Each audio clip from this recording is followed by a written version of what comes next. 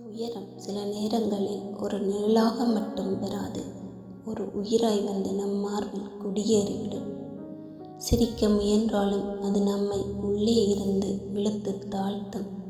சில சந்தோஷங்கள் நம் கைகளில் இருந்து வழுக்கி விழுந்து விட்டால் போல தோன்றும்.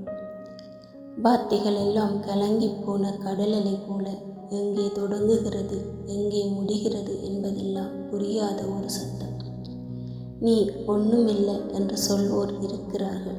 ஆனால் நமக்கு நாமே என்னவோ ஒரு சின்ன பிளவை ஒவ்வொரு இரவும் தாங்கிக் கொண்டு தூங்க வேண்டும்.